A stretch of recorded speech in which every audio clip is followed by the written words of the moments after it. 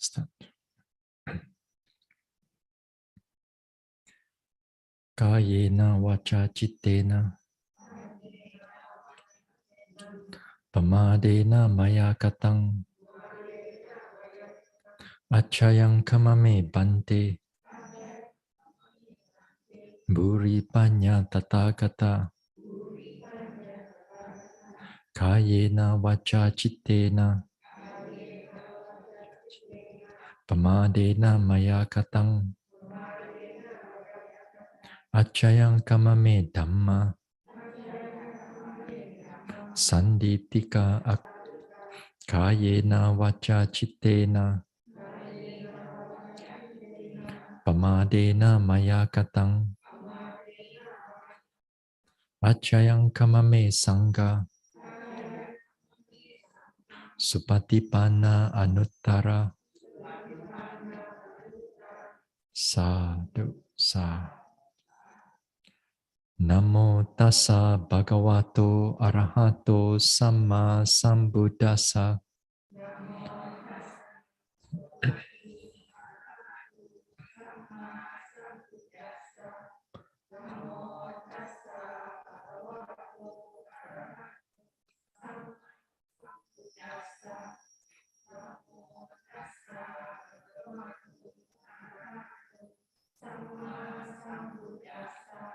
Buddhang saranang gacchami.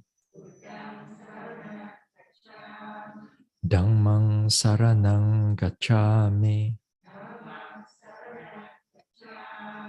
Sanghang saranang gacchami.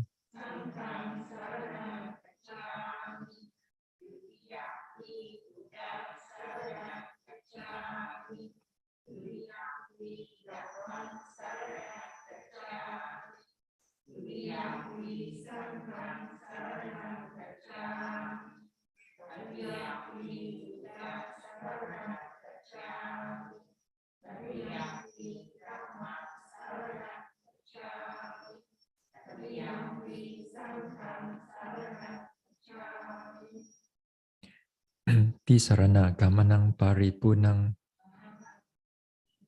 panatipata veramani sikkhapadang samadhiyami.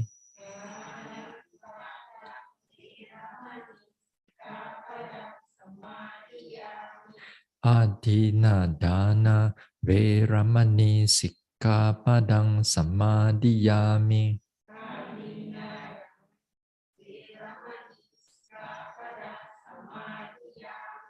Abrahmacharya veramani sikkhapadang samadhiyami.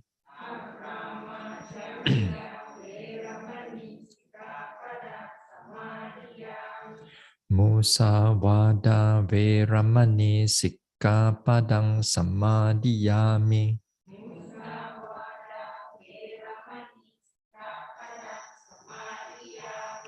Surameraya majapamadatthana veramani sikkhapadang samadhiyami.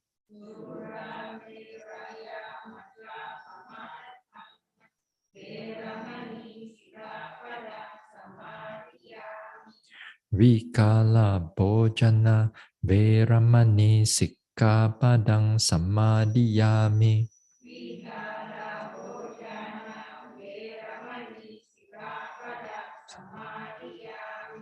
Nacha Gita Wadita Visuka Dasana Malaganda Vilepana Dharana Mandana Vibhusanathana Veramani sikkhapadang samadhiyami.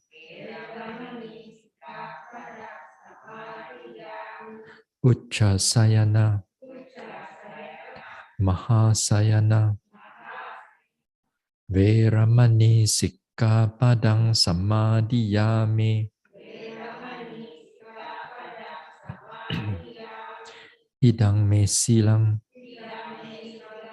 Magga pala nyanasa Pachayo hotu appamadena sampadeta. Sadhu, sadhu.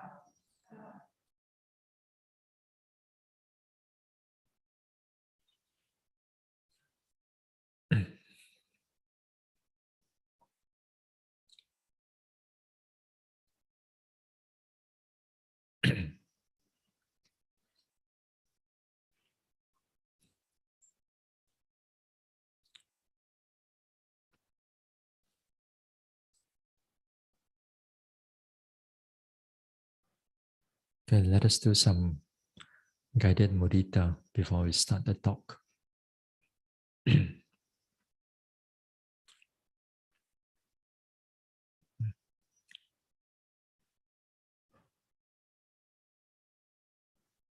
So relax here. Let go of all the vipassana objects. Just keep the mind in the present.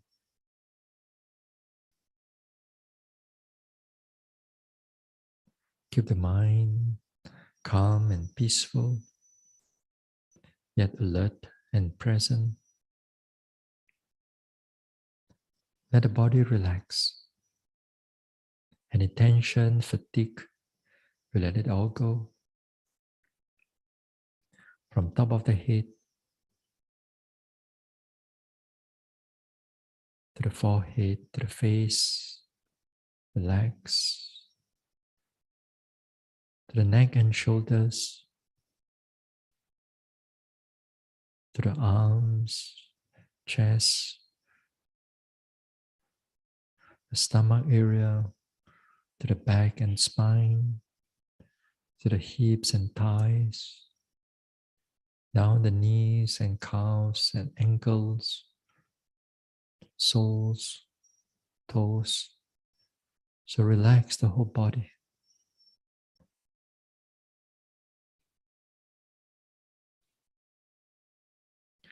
Now let us recall. Let us recall some wholesome activities like dana or service that we offered or rendered in the past. So when we remember them,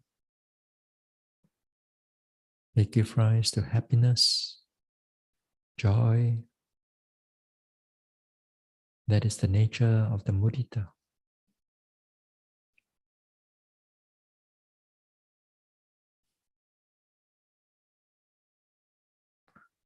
Whatever material gains I've accumulated in the past, or in the present or future, may all these gains do not disappear, do not fade away. May all my gains able to increase for my happiness, for my joy,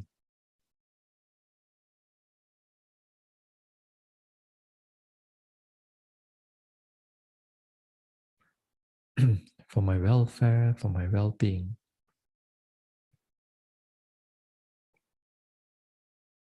May all my spiritual gains accumulated from the past,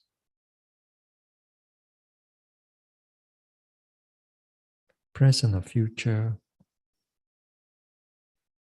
may all my gains do not disappear. May all my gains able to increase.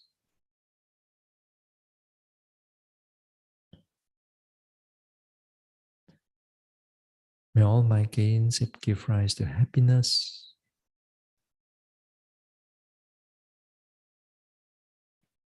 give rise to spiritual development.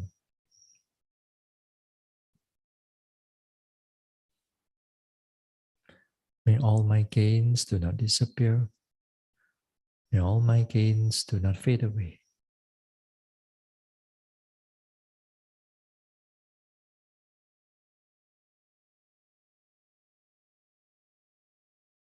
Let us expand.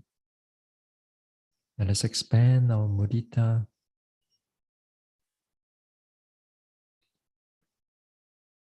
to all the beings around here, monks or nuns,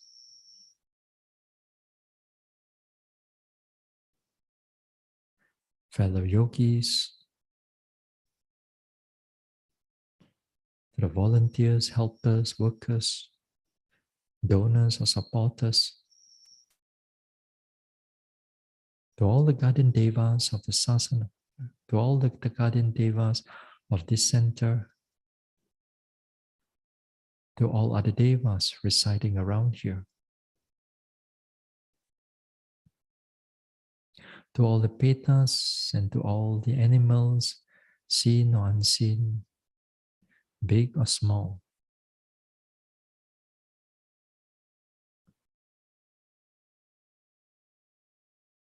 May all of us here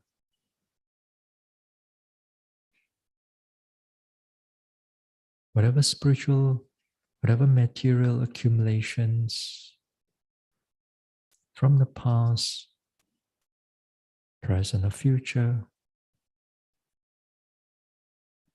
may all these gains, may all their gains do not disappear. May all their gains do not diminish, do not fade away.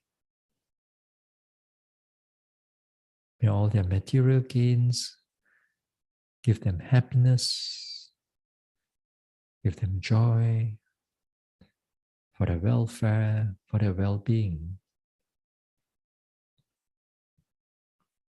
May all their spiritual accumulations from the past, present, or future,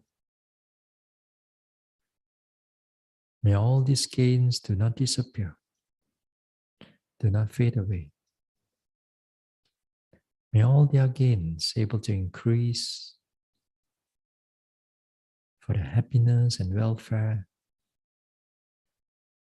and for their spiritual development.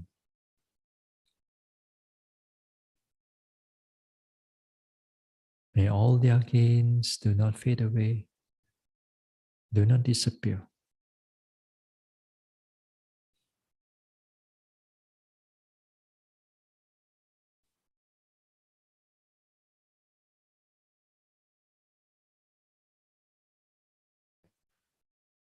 Now let us expand. Let us expand this joy towards all the beings in this world, all the beings in this country, all the beings in this country, whether they are humans, male or female, humans or non-humans, betas or devas, animals big, small, far or near, seen or unseen.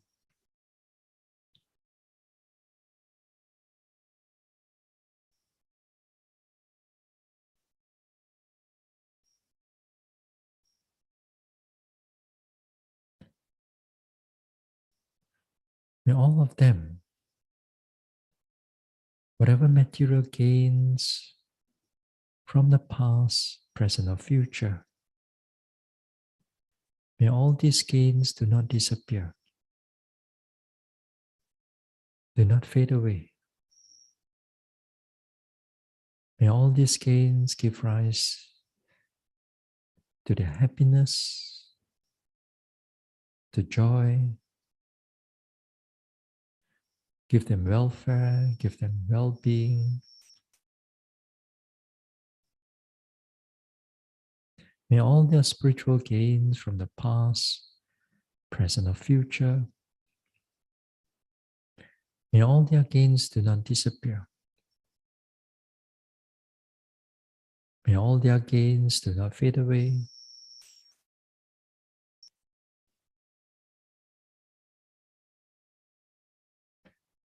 May all their gains able to increase for their happiness, for their welfare,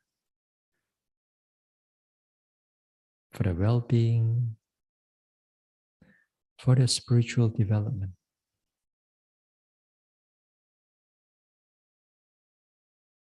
May all their gains do not disappear.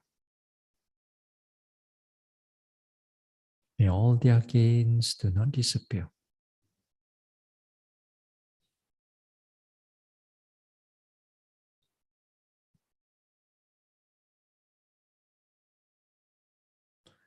Now let us expand. Let us expand the mudita to all the beings in this world.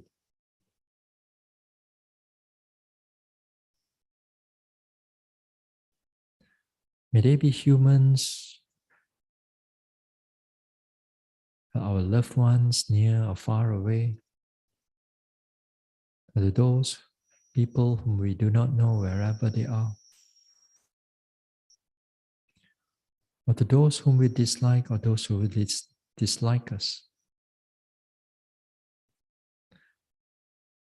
To all the devas, to all the guardian devas of the Buddha Sasana, to all other devas residing in this world, to all the petas, and to all the animals, big, small, far or near, seen or unseen.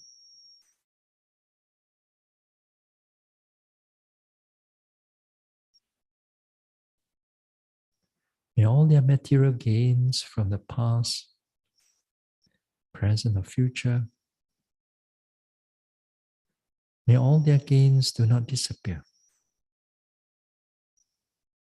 May all their gains do not fade away. May all their gains do not diminish. May all their material gains able to increase and give them happiness, give them joy, give them welfare, give them well-being.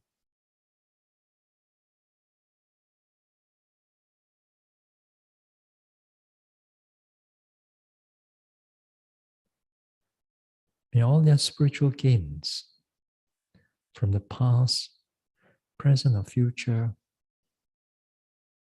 may all their gains do not disappear. May all their gains do not fade away. May all their gains able to increase for their happiness, for their welfare, for their spiritual growth.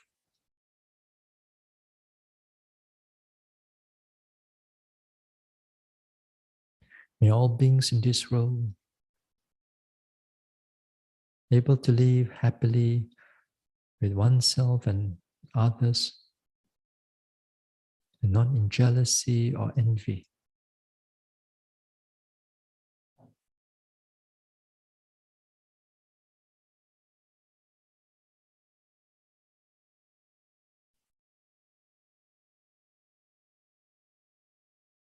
May all their gains,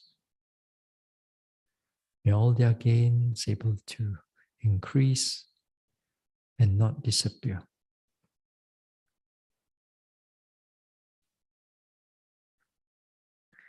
Now let us expand. Let us reach out the joy to all beings without exception,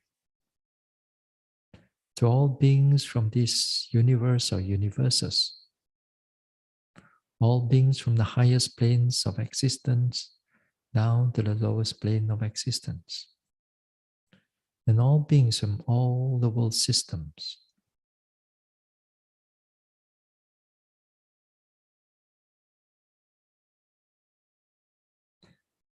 Whatever material gains from the past,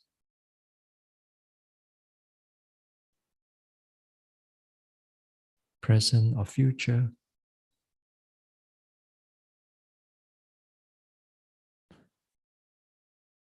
may all their gains do not disappear, do not fade away.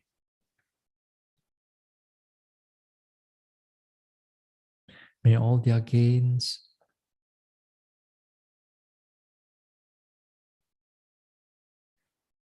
able to increase for their happiness, for their joy,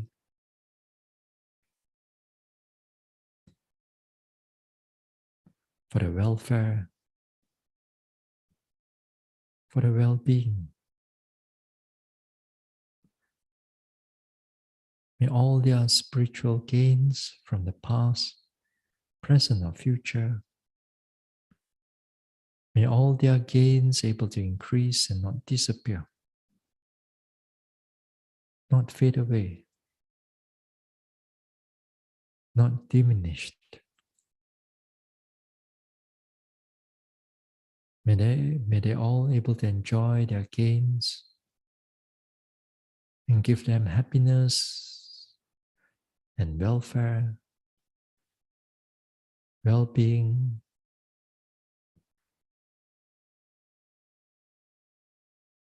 and may all their spiritual development able to increase.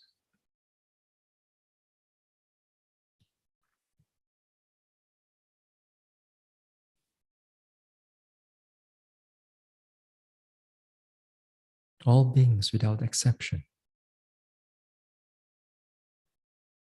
May whatever gains they accumulated, past, present, or future, may all their gains give them happiness, give them joy,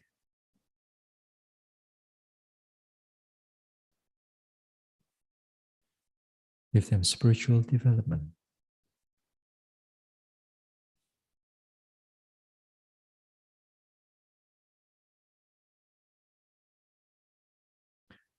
Slowly we let go.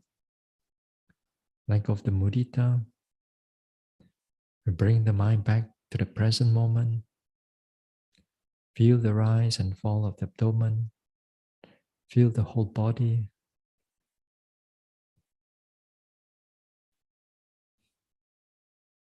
Then we can slowly open our eyes.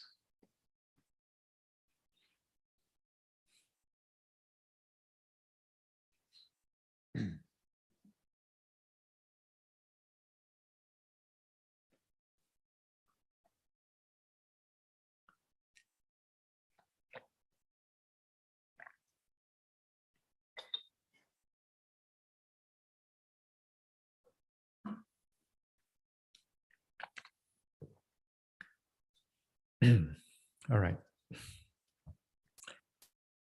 So, before we start the talk, I think some of you are going back tomorrow. Okay. Now, since you are here, I think yesterday, just to let you all know, wearing mask. The government says that if you are indoor, wearing mask is an option right now, not compulsory. But it's compulsory if you are still in a public transport, in a hospital, or if you are coughing. Yeah. More or less, I think if you are in a crowded area, lack of ventilation right now, then you'll be good. Yeah. So tomorrow, if some of you going back and you don't see any people wear masks, don't like get too shocked. Okay. Right. Let me see. Okay, let's get back to the talk. So on Tuesday, I was talking about the balancing of the faculties, balancing of the concentration. Balancing of the concentration here, usually we talk about balancing between effort and concentration, these two. And then if you are balanced between wisdom and faith or saddha. And mindfulness stands alone usually. If you are talking from the perspective of 5 controlling faculties, pancha indriya, pachindriya.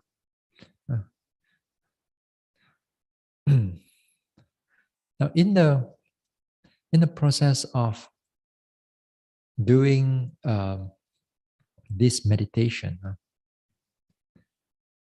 the balancing can be, we can expand it wider, in the sense that when, let's say, concentration become too much, then it's always important to arouse not just only the effort, but make sure the mindfulness comes together with the effort.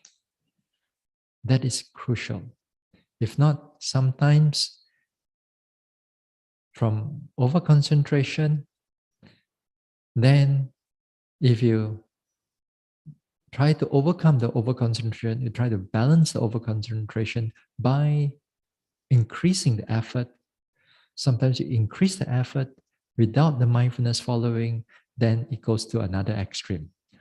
Too much effort. Then you have to deal with the too much effort. Yeah. So it's always the mindfulness, it's really important. Yeah. So when the mindfulness comes in, usually everything becomes balanced. Yeah.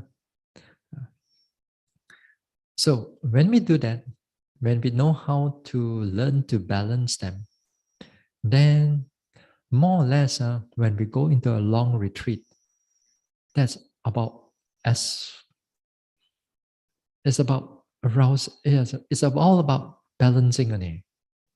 Yeah, it's all about balancing only. Actually, to keep everything in, to keep the whole noting mind in balance. Because when the mind is in optimum level, that means it's in a balance level, all your objects become clear to you. It changes whatever that's going on, pain, everything become clear to you.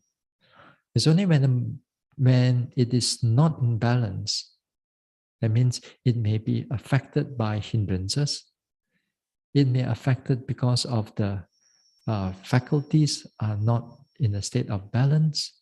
Then we have to overcome those things and to bring the mind back into optimum level.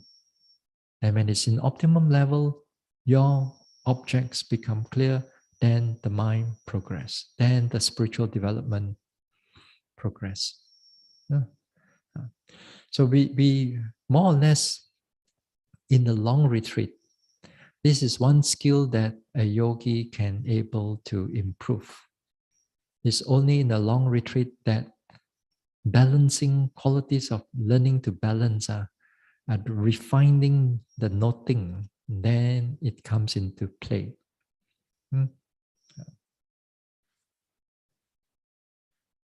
In the story, not in the story, the Buddha gave the simile of the lute, like the old traditional Indian type of, they call it the sitar, or the lute, or whichever. String, like a guitar like that. You put it on the floor. You put it too tight, then the sound is distorted. You put it too loose, then the sound is distorted. You tune it just right, then the sound come up will be perfect. So too in the development of vipassana, the balancing is really important. Actually, not only in vipassana, but also when you are doing samatha meditation, the balancing also, it's really important, because you cannot have like too much concentration or too much effort. Because it's too much effort, whether you are doing samatha or vipassana, there'll be too much thinking also, or too much agitation of the mind coming up. If you have too much concentration, then the whole mind becomes quiet and dull and just peaceful and nothing much. Then samatha also you don't progress. So whether samatha or vipassana, is always you need that balanced state of mind in order for us to progress. Therefore, in order for balance to come in, mindfulness has to come in. So the more mindfulness that you have, the more able to balance it. So, other words, in samatha also, you need a lot of mindfulness. You cannot neglect mindfulness. Yeah. So the mindfulness is a very crucial factor to able to keep the mind in balance. Actually, what mindfulness do when it comes to imbalance, it knows that the mind is in balance. It aware that the mind is in balance. If not, there must be something to aware that you are going in balance already, right? It's not the job of mindfulness. It's not the job of concentration or effort or whatever. It's the job of mindfulness. You know that you are getting too much already. Because it happens in the present moment, the mind aware of it, the noting mind aware of the states of mind, then that is the job of mindfulness. Too much it knows, too little it knows. Ngam ngam also it knows. Uh, but the one that keep it balanced, but the thing that keep it balanced is actually the equanimity. You see, the mindfulness is the one who knows what is going on. It knows what happened in the present. But to keep things balanced is the next factor of enlightenment, which is equanimity. We are not touching that yet. But just to give you a brief, what is going on is that when things are going well, things are going smoothly, all you need to do is to keep the noting mind going well. That means everything comes into a balance. That means equanimity is there. It keeps everything in balance. So these are some of the. This is what is happening. When you talk about especially the balancing. Now, when we talk about balancing also, a yogi also have to know what are the signs that when a mind goes into imbalance? What are the signs that all these imbalances are coming into during the meditation, whether walking or sitting? Because this imbalances of the mind, imbalances of all these mental faculties, all yogis will have to go through one way or another, more or less. Every yogi,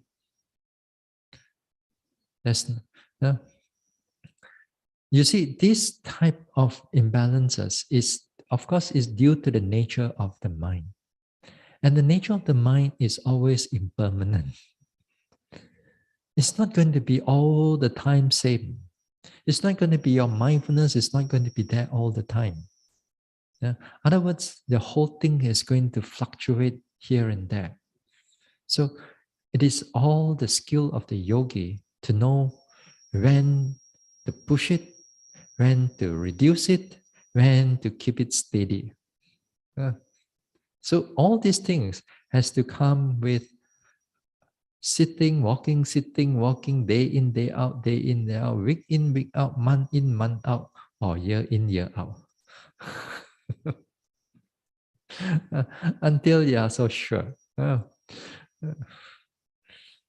All your this area of balancing, this area of balancing is a wide area, is a big area that all yogis have got to learn the skills of how to do this balancing.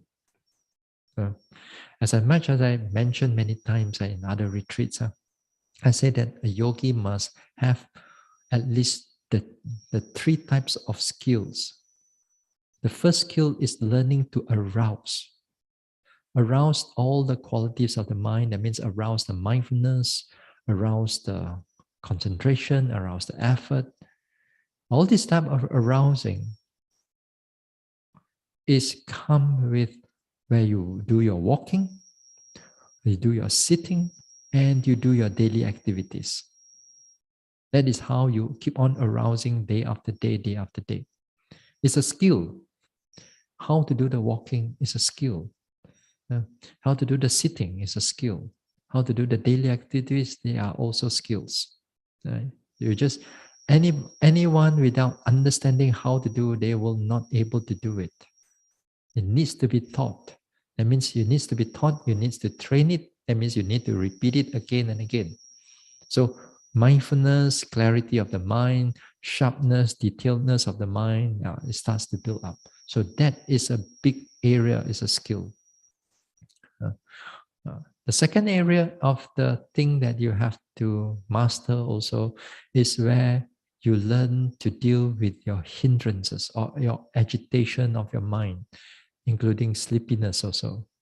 So the 5 hindrances is like another big area, because these are the defilements that come into uh, uh, overrun your meditation, to cause disruption in your meditation. So that also you must learn how to deal with them. Because if you don't learn how to deal with them, this is the one area also yogis tend to give up on vipassana, because it's so strong, these defilements. Yeah? And the first one is easier in the sense that you have to learn. And some people, of course, if they are lazy, the first even how to do walking, sitting, if they are lazy, then of course there's nothing much. Yeah? Then when it's nothing, no progress, then the faith is shaken. When the faith is shaken, then you give up on the practice. Even if you come into when you also look into the 5 hindrances, also the same thing. If you keep on bombarding by all these hindrances, so much thinking, so much sleepiness, day in, day out, so much thinking. After that, when your progress is not going well, confidence also starts to be shaken. Uh, uh, Once that is shaken, you feel like you want to give up on the practice. When it becomes strong, it becomes real.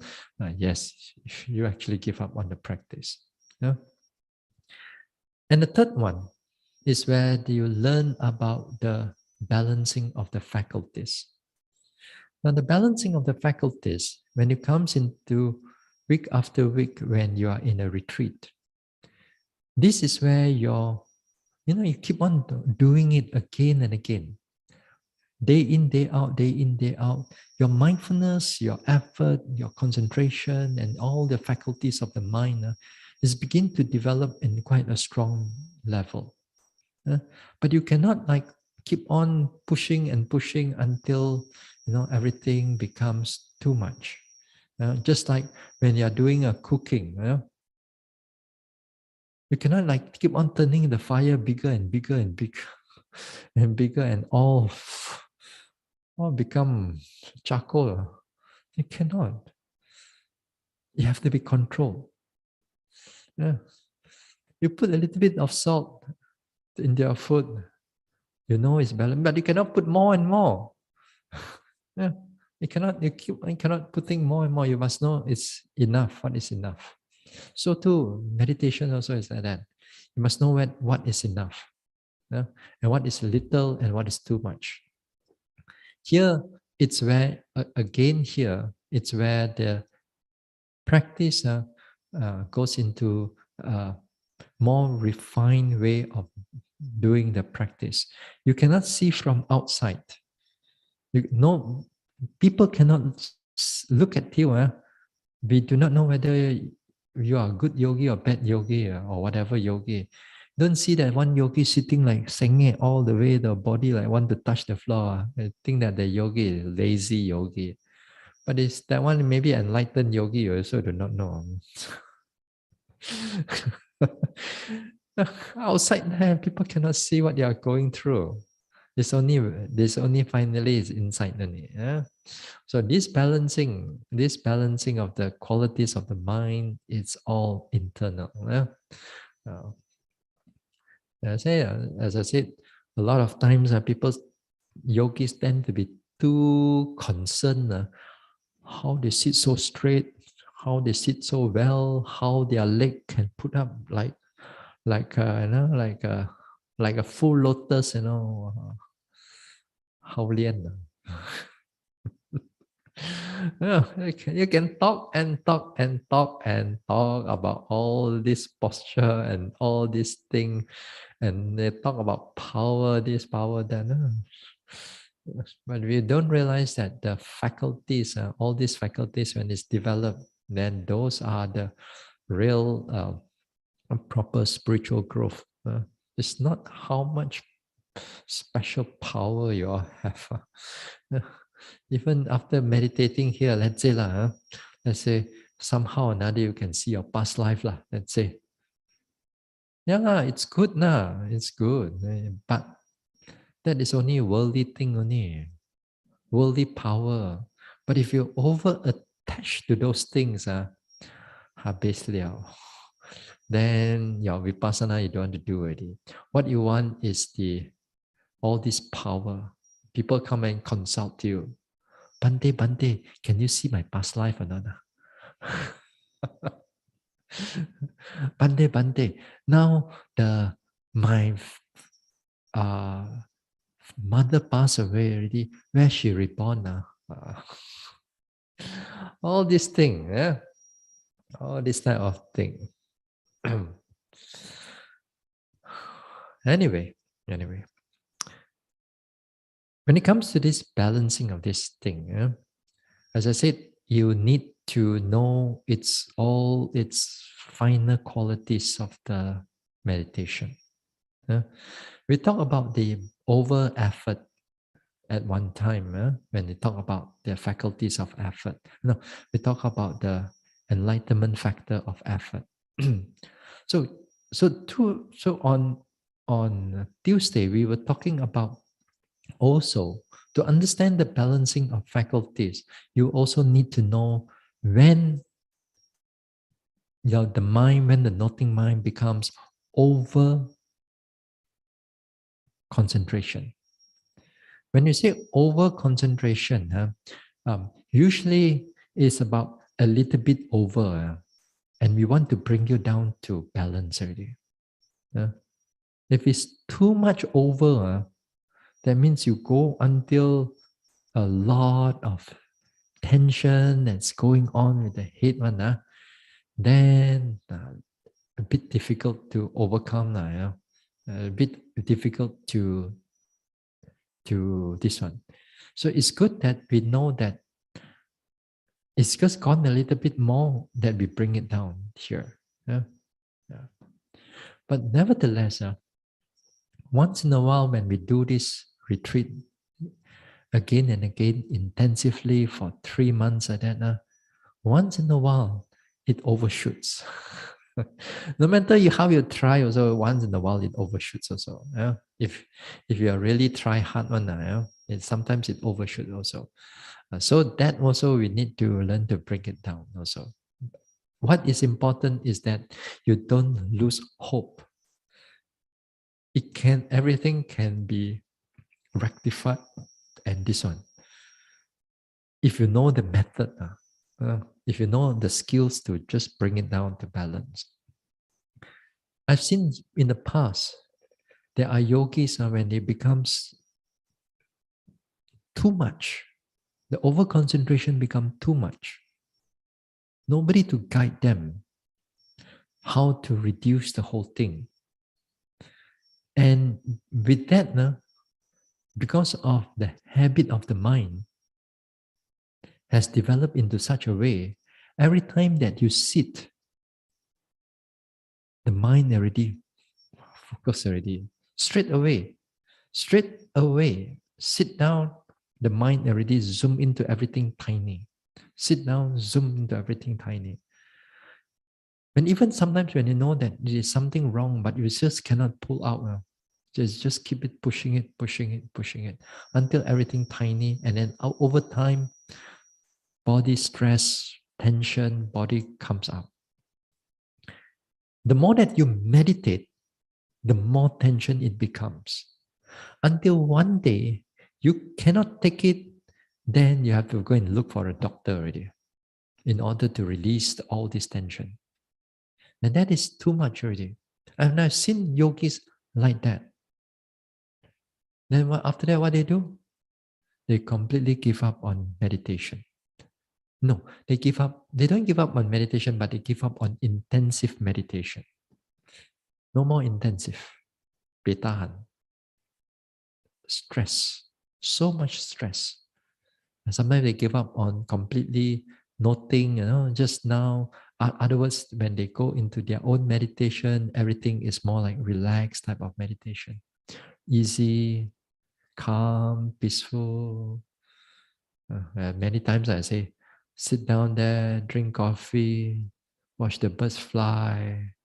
Are you in the present? Yes, I'm in the present. And then just relax, go for a walk in the park like that. 搞了 meditation 了 like that. Yeah, I can understand that because of the past experience. Yeah? So we do not want you to go until that far until you cannot pull back anymore and finally you give up on it. This type of intensive meditation, yes, it has the potential to bring you right there. If you do not know how to pull the handbrake, uh, then reverse back to the optimum level. So it's important that we know. Yeah? So the day I mentioned, sometimes when we over concentration, usually we have to notice how we pay attention to an object. Sometimes when you note an object, the mind tends to like narrow down to an object. When it narrowed down to an object, everything becomes small. Small already, then sometimes a yogi still tend to hold on to it. It doesn't look for other prominent objects. Because sometimes, for example, like when they do this Mahasi method, they thought that only the rising and falling will give rise to insight. Other object will not give rise to insight. All pain and all other sensation will not give rise to insight. Then they only want the rising and falling. So when they only want rising and falling, sometimes the object becomes so small, so they narrow it down and then they look through this tiny little hole on the whole rising and falling. Even if just go a little bit and you just stay there. So if with that condition that you are going through, so you make sure that the mind, you push it out to the next other object, other prominent objects. Uh, so this is one thing. Another thing I mentioned also that uh, I mentioned during in the sitting or also during in the walking too. Walking also, although walking, not usually the concentration may not be so strong, but once in a while it can come up also. Usually not as not that frequent, not that frequent. But it still come. During the walking, sometimes some yogis also again here, when they pay attention to the object for too long on the, sometimes on the lifting, pushing, dropping, and you're trying to look for a very detailed object in the lifting, pushing, dropping. For example, a very tiny little sensation there, you try to zoom it in very tightly there. Then, because it happens again in the next step, then you try to zoom in again, or sometimes you stay there and try to zoom in for even longer period of time. So when it happens too strongly and too narrow, sometimes again here the minds become quite blurred. Once in a while also, if the over concentration starts to come in due to maybe not necessarily just looking at small detailed things, even just lifting, pushing, dropping, and just continue on lifting, pushing, dropping, and your mind is not going anywhere. And here, over time, it also builds up. For some people, certain concentration builds up also. And when it builds up, sometimes some yogis feel that like when you walk, and you step down, as if like the whole ground opened up. Yeah, the whole ground open up, and you actually you're not going anywhere, but you feel like your leg is sunken into a very deep hole like that. Sometimes it's just a small little hole, sometimes a bigger hole. And all these things is just because of feelings and concept. Yeah. Uh, it shows that this is not a problem. It's just that a bit of over concentration is there. Yeah. Uh, so how do you overcome these type of things? When it's just a little bit over concentration, and you feel that these things are coming in, then all you need to do is either you go a little bit slower. Sometimes a bit slower, it helps because the effort starts coming in. Uh, if it all the sunken feeling doesn't feel so terrible already, then okay. Then you just carry on. Uh, if cannot, then stand for a while. If not, then go faster a little bit.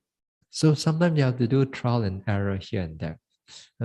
Sometimes some yogis, they feel due to the nature of concentration also, and also the mindfulness. When they step down, as if like it's an earthquake like that. This is not sunken feeling, but it's like earthquake, shaking wall. But when they look their leg, not moving at all. But when they feel it, whoa. Again here, not only the mindfulness, but this and also it's a bit of over concentration. Yeah. So with that, if it become too much until the whole body becomes not stable, the posture of the body is not stable, that means that shows that a bit of over concentration is coming in. So when this over concentration coming in, as I said, sometimes you have to go slightly slower, see whether all things become normal again, clear again, optimum again, or you go a bit faster, reduce everything, then after that, only you go slow again. Or you change to a secondary object. Take note of a secondary object. A wider object will be good. And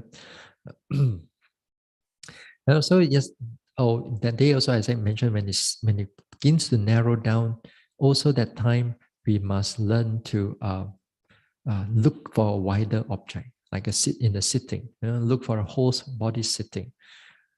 You don't have to push it, but just bring the mindfulness back. It's easier to overcome the over concentration. All we need to do is bring it back to balance again with mindfulness.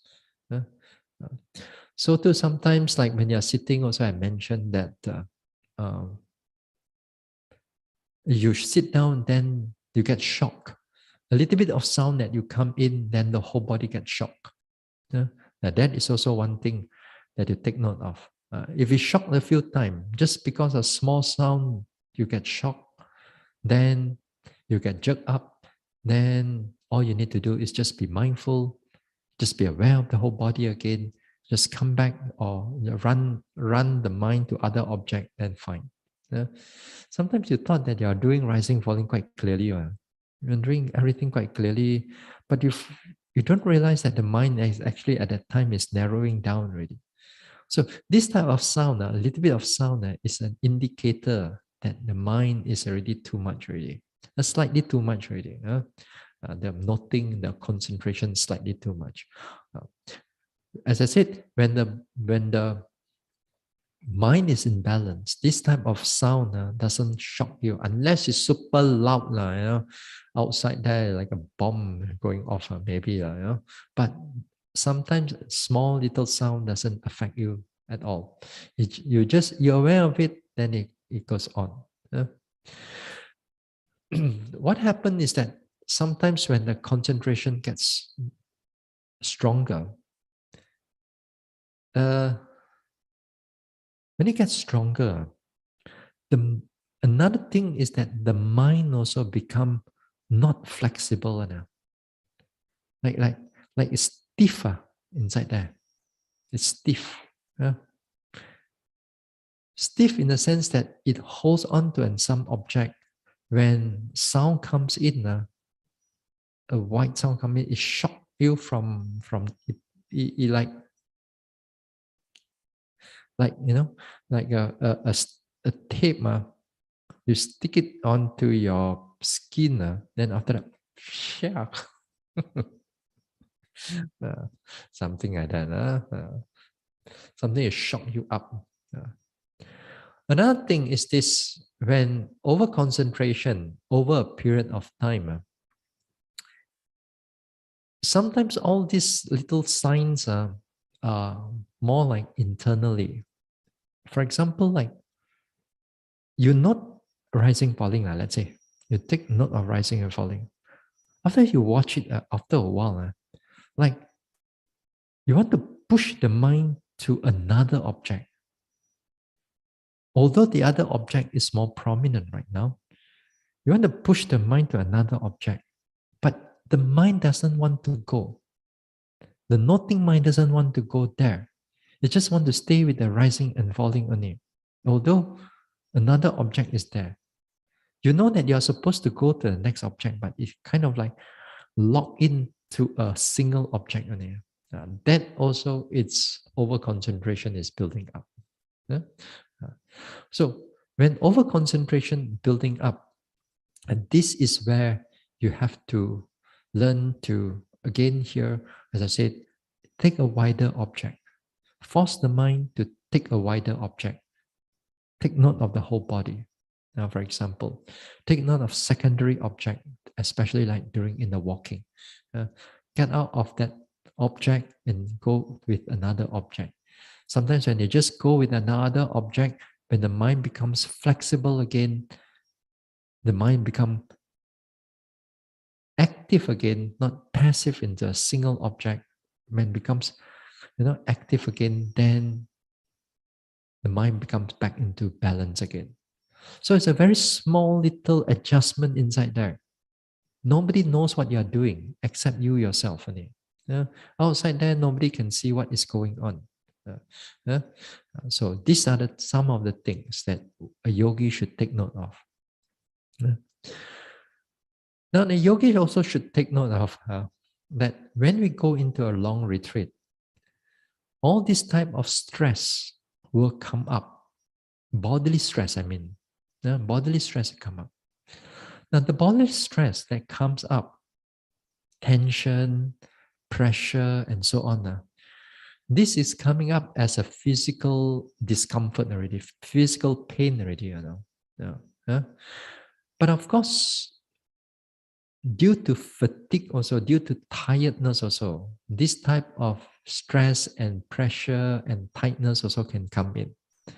That one, all you need to do is rest, and then the next morning, kautim ready, everything work.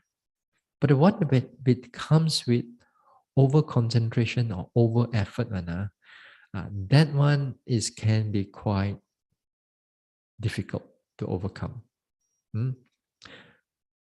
Other words, you have to live with the tension and you have to live with the pressure.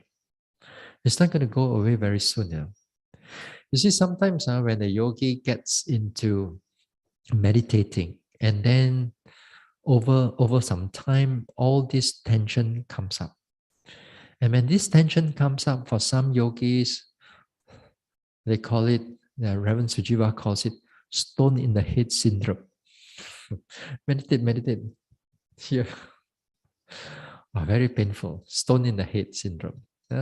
Some yogis experience the stress like head area, neck area, or shoulders area, back area. And all this type of tension, it's kind of unusual. It's not the normal type, like it comes with stress, it comes with tiredness. So how are you going to differentiate this thing? Body already stressed already, it comes with tiredness or it comes with this one? How are you going to know? Again, this one, it's only in a long retreat that you learn to feel it, that you know that this type of stress is very unusual. This type of pressure and the head is very unusual. So other words, sometimes maybe due to the imbalance somewhere that happens already. Sometimes in our this retreat that we are going on right now, sometimes just for a one sitting, just enough for you to make your whole balance gone. Like you push it in too much into one retreat, then it builds up. It's kind of like a stress there. Even after that, you can able to note. Let's say like you can able to reduce the over concentration and make everything balance again. Even you sit down after that, or you walk, everything is clear to you. Rising, falling, things become flexible. But the stress doesn't go away yet. The stress is going to stay there for a while. Doesn't mean that everything balanced. Stress also gone. Not like that. Not like that. Bodily pain stays longer, much longer. You can rebalance the whole mind, but otherwise the stress or the pressure, they stays quite long. That's why, as I said, even the yogis stop meditating, the tension is still there. Even they stop meditating, let's say they go back, the stress is still there. It's strong, they are strong. What more when you are in the retreat time?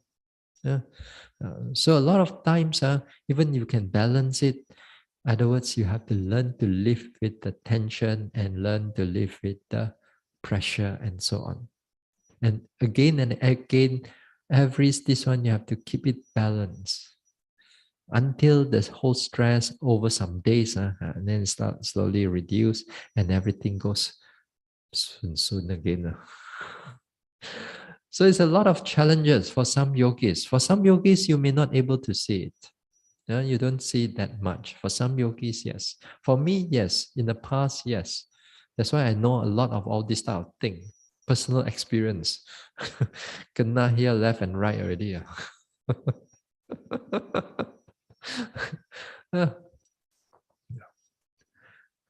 Now, another reason that yogis goes into all this type of stress, imbalance, and so on, is because that one of the biggest reason that I notice of over time when I go for different places, when I do, but not when I'm teaching retreat, but when I say yogi, just follow, just see what people do, meditate with others, just like you all here. What happened to yogis is that when they get all this type of stress, one is that they don't care about 1 hour walk, 1 hour sit. They don't care about that thing. In the general sense, this 1 hour walk, 1 hour sit is to help you to balance. Not only just the mind, but also the body also, to relieve the stress and everything. The 1 hour walk, 1 hour sit thing, although we find it that some yogis, especially when they meditate some time, then they have some progress already. And they have some progress. They thought that at the end of the hour, sui lama, what for I get up and do walking meditation? Continue lah. Then they continue because still clear. So they continue. Wow, then they get up. Wow, I feel good. Wow, I can sit 1.5 hours. Wow. All right. Then they go for walking. But walking is only half an hour. Never mind lah. Walk half an hour, then quickly go and sit 1.5 hours again. So they quickly go and sit again. Because time to sit, and also just now got progress. Maybe we can carry the progress to the next one. Maybe, good run already, don't stop it. What for, Then they do like that. So sometimes within sitting, they don't see the imbalance coming in. But right there, they already pressured it there already. They keep on noting because they feel progress is there. Pain come in, especially the pain. Note until the pain go and disappear. Then okay, then you come out. But while you're noting the pain, a lot of effort and concentration is being put into it. That means you keep on putting the fire and you keep on char kway teow inside there. More and more fire there. Then you don't realize it. You feel that it's good. You can sit 1.5 hours. Then half an hour walk will do. And then quickly go and sit again. Sit again. Then you thought that, oh, still can good. Okay, not some more. Not. Then after that, after one or two or three more sittings, they do like that. A whole day they do like that. The next day or the day after, oh, they get all the stress. Then how come? How come? What did I do? I was just meditating only. Things are going well. How come all the pressure and all the stress come in? Sometimes when you fall, you knock yours. This one, the bruise don't come in the next day. Sometimes blue black come in the third day. Sometimes they come in a bit longer. Then only you see it. Sometimes I go for a walk, I come back. The knees doesn't feel any pain, still good. The next day also don't feel it. But the following day, oh, how do I see it? I mean, other days you don't walk anymore, like a rest. So something like that, The stress in the vipassana also, all this type of stress, it comes in. It comes in sometimes after 1 or 2 or 3 days later. And when it comes in, it's going to last there for a number of days. Because due to the nature of you keep on pushing and pushing and pushing on the sitting without trying to balance it with the walking. So the walking and sitting, actually, they themselves in a wider context, they are very helpful to a yogi, especially when we are doing this type of intensive meditation. When the whole day you need to be mindful, your whole day you need to be alert, then it's like that. So you got to, it helps you to relieve certain tension, relieve the pressure that building up through the walking. Then sit down again, builds up some tension again. 1 hour later, release of this one. Normally, I find it yogis, after some time they're in the retreat. You got like 7 sittings per day. Let's say there's no Dhamma talk. You got 7 sittings per day.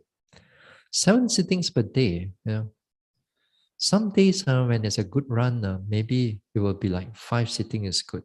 Sometimes 6 sitting, or sometimes 7 sitting is good, clear. Some days only just 1 or 2 sitting is good. Now other than that is struggling like crazy. Sleepiness, drowsiness. So 1 or 2 sitting. Sometimes you get more this one. The more, you see, if you have like 3 sittings good per day, it's like 3 hours of good sitting per day. And that means you are very clear of what is going on. Perhaps within a sitting, 80% or 90% of your mind is truly alert. 10% maybe it goes into thinking or a little bit of drowsiness. So 90% of that 1 hour, the mind is good. So more or less like you have 3 hours of good sitting. But 3 hours of good sitting, I find it that for yogis, their progress is better than if you have a sitting for 3 hours. You see what I mean? If you sit one sitting for 3 hours and comparatively 3 hours of each, or 1 hour of sitting each for 3 times, then normally I find it that 1 hour each has better progress than a yogi that has 3 hours in one go. The nature of the mind is sharper, this one is sharper.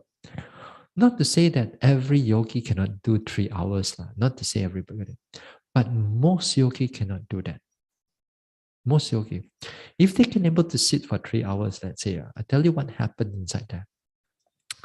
Maybe the first hour, first 1.5 hours, things are clear. Then after that,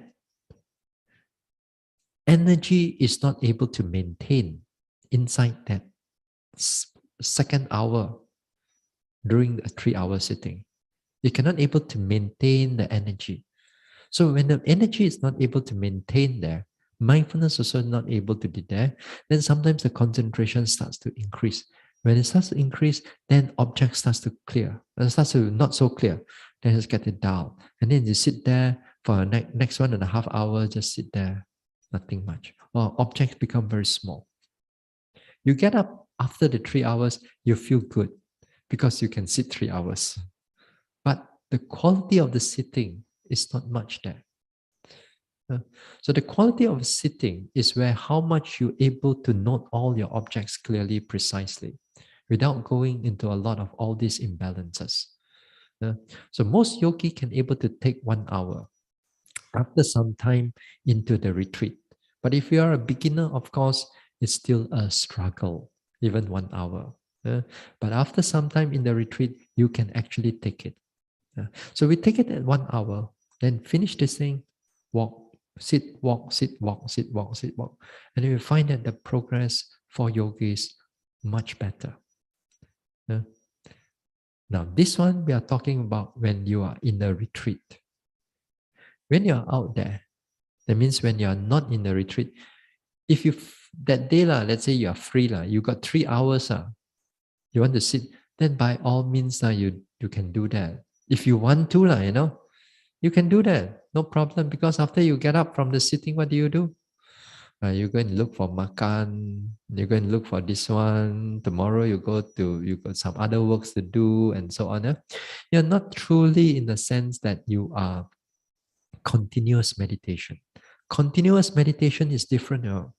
Continuous in a continuous retreat, like what we are doing here, that everything is like, you just drop a little bit only, and then after sitting, you push it up again, very fast. A lot of you able to sit down, rising, falling is already there already. You don't have to go and wait for where's the rising and falling. Where? You sit down already there, that means the faculties are already in the tip-top condition already right now. That means when it's there, that means you learn to maintain it as best as we can. If it's not there at all, that means there's something wrong already. But mind is blurred. Or mindfulness is not strong enough.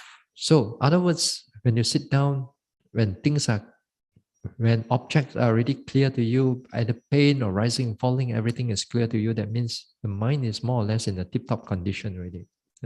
So that is good. So you don't go and kacau it. You don't go and disturb it with too long a sitting. So when you're at home, you want to do that, then fine. Because at home, after half an hour or 45 minutes later, then only the mind starts to pick up. And then to pick up, you want to go a little bit longer, no problem. It's perfectly all right, but not in a retreat. So if you're in a retreat, you can sit. If at home, you can sit long, 2 hours or so. But in the retreat, it's good that just to sit 1 hour, enough. Enough. It's not the quality of it's not how long the time. It's the quality of your noting. Quality of the time, yes, we need certain time also. But if once in a while, if you happen to sit a bit longer, once a while, and then it's not a problem. It's not a problem. But don't go intentionally. Every sitting, you want to push it to 1.5, 2 hours, every sitting. And then sooner or later, within few days, you're going to have a headache already. Unless we go back. Unless this is the last day or the second last day, or last 3 days, you sekali want to push one, because after 3 days later, no more sitting already. And then that time, you can do that. Not a problem. Because when the headache comes in, you already stop meditation already. Here, when the headache comes in, you still got 1 more month to go,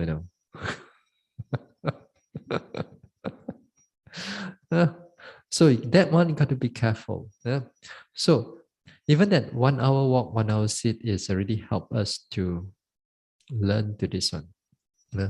And again here, those places that do this 1 hour walk, 1 hour sit, I've seen yogis progress better. I've seen places where vipassana meditation, where you don't have all this schedule, you meditate as you like, you walk as you like, you sit as you like whenever you want. They don't have schedule for you. So when the yogis go that way, as long as you don't disturb others, you can meditate in your kuti also can. You can meditate in the hall also can. Although they encourage you meditate in the hall, you know.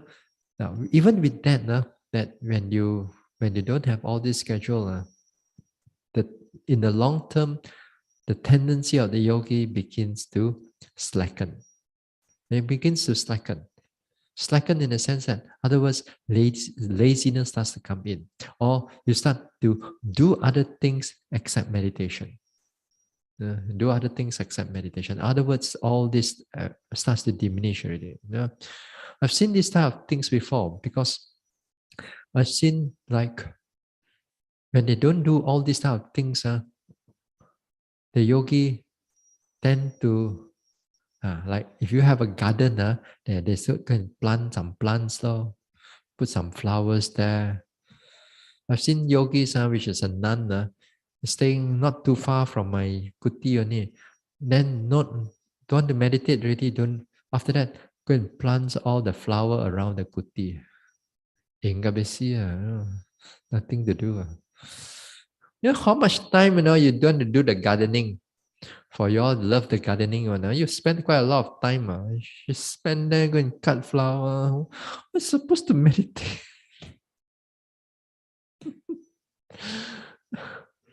I've seen these things before. When this one. So when you lack of this one schedule, then it becomes like that. So it's better to always have the schedule. So even next time you go to places to do retreats, it's always good to have a schedule for yourself. Even the whole center doesn't have it. So you have a schedule for yourself. Go adapt to their whatever they're doing, and then after that you must have a schedule. Then you commit yourself into that schedule to walk, sit, walk, sit, walk, sit. Then only the mindfulness comes up, balancing of the mind comes up for the long-term period. That is how it's good to do like that. Discipline, a proper discipline. So a yogi try to do that.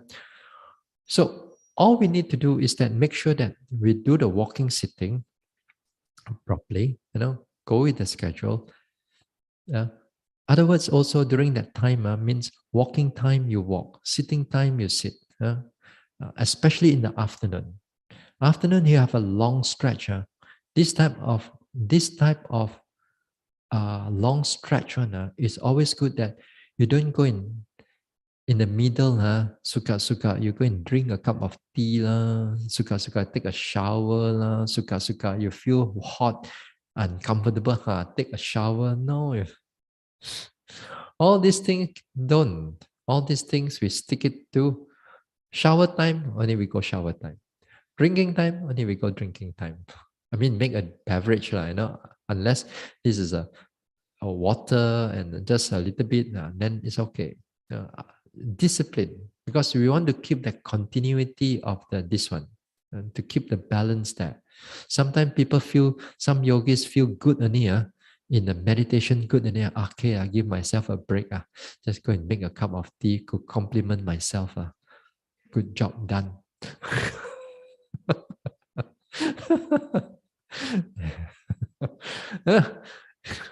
No, you have to carry on that mindfulness. You have to carry on, you make it continuous, because if you make it continuous, sometimes even the next sitting or walking, things become even more clearer. So something like that. So you try to keep the balance as best as you can. Okay. So all right, we'll stop here for tonight. Then we'll continue on a little bit on tomorrow. So before we go, for those people online, I'll share something with all of you. Okay.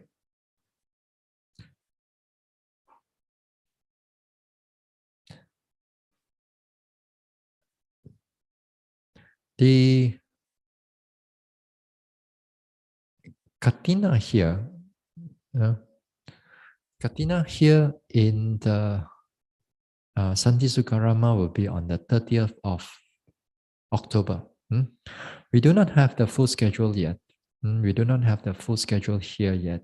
It's only roughly, I think, like it starts at 8 a.m. Yeah?